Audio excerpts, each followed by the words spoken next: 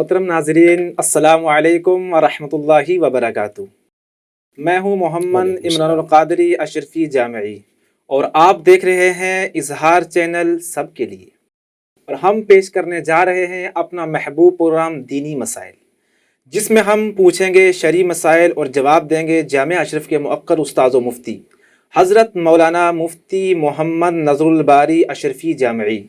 तो मुफ्ती साहब, आपसे हमारा सवाल ये है कि वज़ू में आज़ाए वज़ू को धोने का मसनून तरीक़ा और तरतीब क्या है?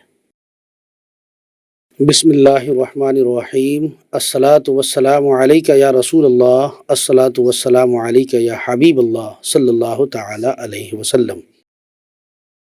देखिए, आपके सवाल के दो जुज़ हैं।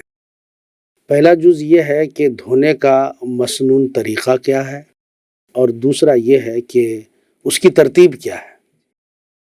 तो इस ताल्लुक़ से मैं अर्ज़ करना चाहूँगा कि सबसे पहले मैं आपको तरतीब के बारे में बताना चाहूँ कि आज़ाए वज़ू में आज़ा को धोने की तरतीब ये है कि आप सबसे पहले चेहरा को धोएं, फिर दोनों हाथों को धोएं, फिर सर का मसह करें और आखिर में पैरों को धोएं।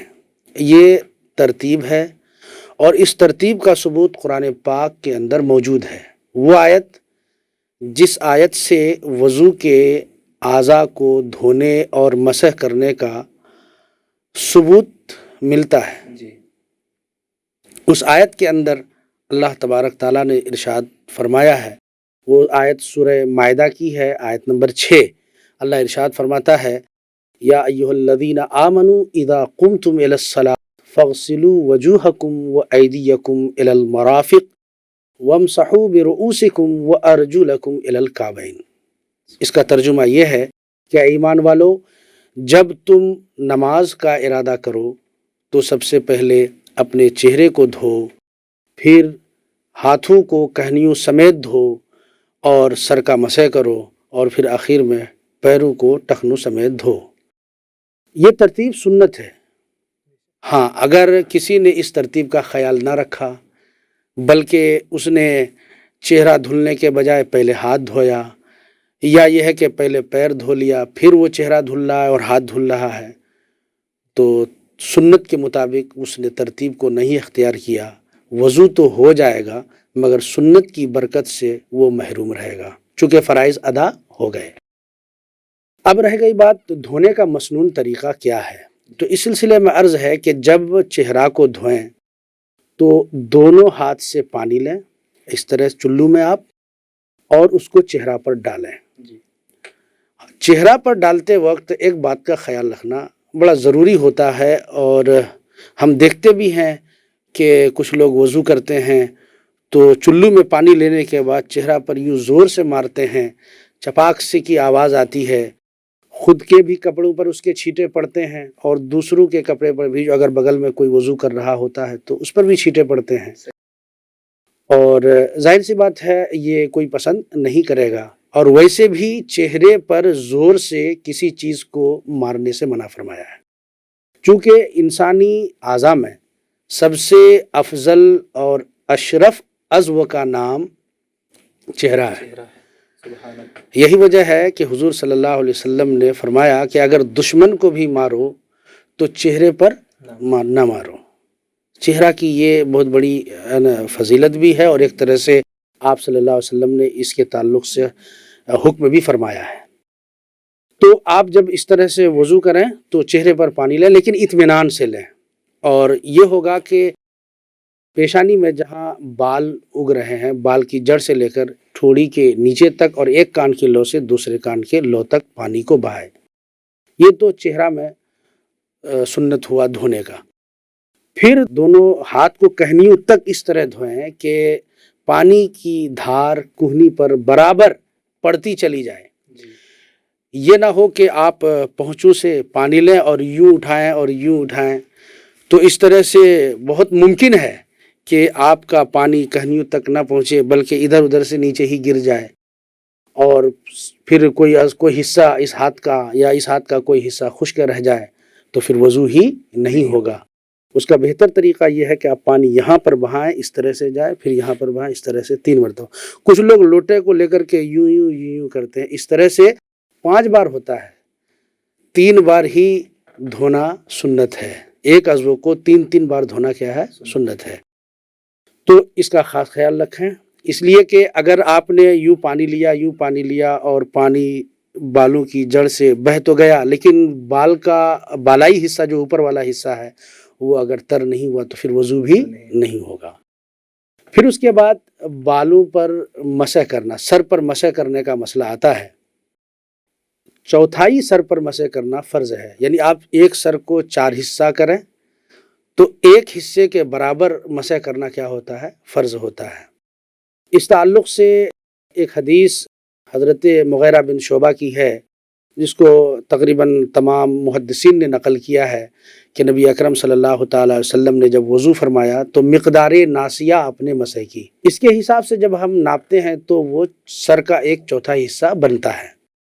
تو یہ تو مسح اتنا فرض ہے، لیکن پورے سر کا مسح کرنا کیا ہے؟ سنت ہے، پورے سر کا۔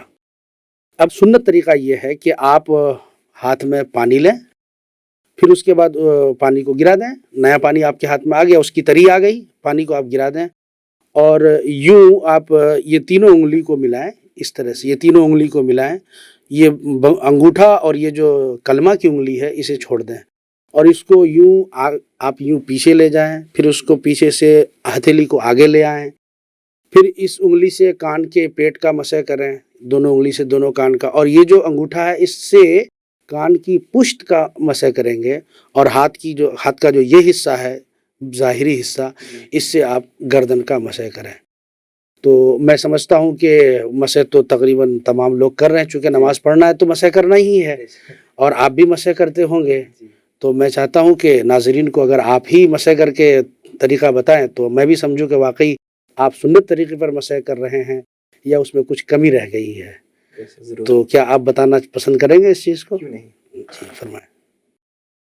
ناظرین، جو ہمارے مفتی صاحب قبلہ نے بتایا کہ مسح کا جو ہے یہ طریقہ ہے، تو یہ آپ نے الفاظوں میں سنا، تو اب یہ چیز آپ کے سامنے جو ہے نا پریکٹیکل میں پیش کرنا چاہتا ہے کہ ہم نے ان 3 انگلیوں کو اس طرح جوڑا اور اپنے سر کے بالائی حصے سے یوں کھینچا پیچھے کی جانب، اب یہاں ہوا، اور اب جو ہے ہمارا یہ اور یہ حصہ باقی ہوا، اور اس کو یہاں لے جانے کے بعد ہم اس کو یوں کھینچیں گے اس طرح، تو اب مسح ہو گیا، اب یہ ہمارا باقی رہا۔ تو اب جو ہے یہ کلمہ کی انگلی جو ہے نا پورے کان کے اندر جو ہے اس کو گھمائیں گے، یوں ڈال کے جو ہے تو اس طرح پورے کان کے اندر ہم اس کو پھیر لیں گے، تو اب جو ہے یہ چیز بچی، تو اس کو جو ہے کان کے پچھلے حصے ہم اس طرح کریں گے، جو ہمارے ہاتھ کے پشت ہے تو اس کو دائیں کو اس طرف سے اور بائیں کو اس طرف سے کریں گے، اور یہ مسنون طریقہ ہے۔ جی بے شک، بہت خوب، ماشاءاللہ۔ یہ مسح کا سنت طریقہ ہے۔ کچھ لوگ سنت طریقہ یہ سمجھتے ہیں، میں نے کئی لوگوں کو سنا، کہتے ہیں کہ پورے سر کا مسح کرنا ہے، تو وہ جو طریقہ حدیث میں بتائی گئی، جو آپ نے بتایا یہ حدیث میں موجود ہے، ترمذی وغیرہ کے اندر اور دیگر کتب حدیث میں یہ طریقہ بتایا گیا ہے، لیکن کچھ لوگوں کو ہم نے دیکھا اور کہتے ہوئے بھی سنا، وہ یہ کہتے ہیں کہ پورے سر کا مسح کرنا ہے تو کیا ضرورت ہے آگے سے پیچھے لے جائیے، پھر پیچھے سے آگے لائیے، بلکہ یوں پکڑیے اور پورا ایک طرف سے ہتھیلی اور انگلی کا سب ملا کر کے پیچھے لے جائیے، ایک ہی بار میں پورا سر ہو گیا، اب صرف کان بچے گا اور اس کے بعد گردن۔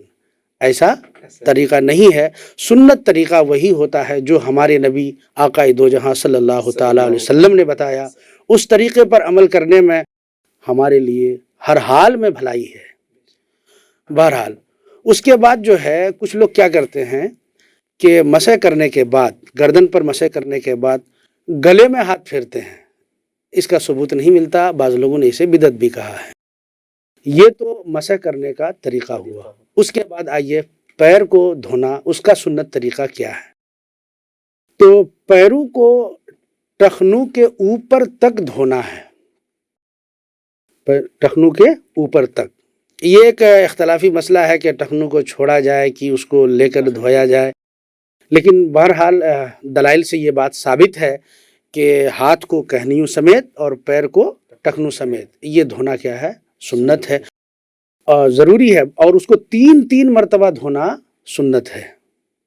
جی اور پھر اس سے پہلے بھی ہم نے، آپ کا سوال تھا وغیرہ، پیر کی انگلیوں میں پانی کیسے پہنچایا جائے، ہاتھ کی انگلیوں میں پانی کیسے پہنچایا جائے، تو خلال کا جو ایک طریقہ ہے، اس طریقے سے اگر ہم عمل کرتے ہیں تو پانی پیر کے ہر حصے پر جو ہے پہنچ جائے گا، اور ہمارا وضو مکمل طور سے پورا ہو جائے گا۔ یہاں پر ایک بات میں کوٹ کرنا چاہوں گا لوگوں کی آسانی کے لیے، کہ دیکھیے ہم جو وضو میں ان چاروں چیزوں کو ہے نا دھوتے ہیں اور مسح کرتے ہیں، اس میں سے 3 عضو ایسے ہیں جن کو دھونا ہے وضو میں، اور ایک عضو ایسا ہے جن پر مسح کرنا ہے۔ وہ عضو جن کو دھونا ہے وہ چہرہ ہے، ہاتھ ہے اور پیر ہے، اور جس عضو کو مسح کرنا ہے وہ سر ہے۔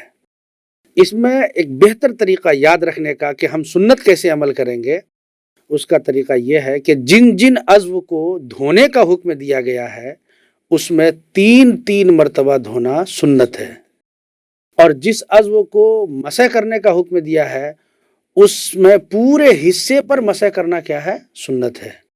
کچھ لوگ یہاں پر یہ کہتے ہیں کہ جس طرح عضو کو 3 مرتبہ دھونا سنت ہے، ایسے ہی مسح بھی 3 مرتبہ نئے پانی سے کرنا کیا ہے، سنت ہے۔ حالانکہ ایسا نہیں ہے، اس لیے کہ یہاں پر جگہ باقی ہے۔ غور کیجئے گا، آپ سر پر مسح کرتے ہیں، مسح کرنے کے بعد چونکہ چوتھائی سر پر مسح کرنا کیا ہے، فرض ہے، تو باقی حصہ آپ کا بچا ہوا ہے، تو اس باقی حصے پر جب ہم مسح کریں گے تو سنت کی ادائیگی ہو گئی۔ لیکن ہاتھ آپ کو یہاں تک دھونا ہے، ایسا نہیں کہ یہاں تک فرض ہے اور یہاں تک سنت ہے۔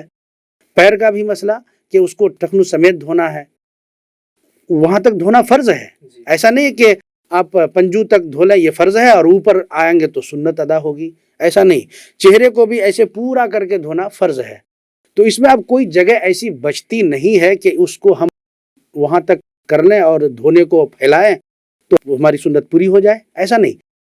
کیونکہ اس معاملے میں اس لیے ہمارے نزدیک یہ کہا گیا ہے کہ جن عضو کو دھویا جائے تو 3 مرتبہ دھویا جائے، اس میں یہ سنت ادا ہوگا، وہ لمبائی کی جگہ پر وہ آ جائے گا۔ اور جس میں مسح کرنا تو چونکہ بعض ہی حصے پہ مسح کرنا ہوتا ہے، اس لیے پورے سر پر مسح کریں گے تو سنت ادا ہو جائے گی۔ بعض لوگ کہتے ہیں کہ اگر 3 مرتبہ نئے پانی سے مسح کیا جائے تو مسح نہیں رہے گا، وہ غسل ہو جائے گا۔ اس لیے بہرحال 1 مرتبہ پورے سر کا مسح کرنا کیا ہے، سنت ہے۔ یہ نبی اکرم صلی اللہ تعالی وسلم کا طریقہ ہے۔ جی بہت بہت خوب حضرت۔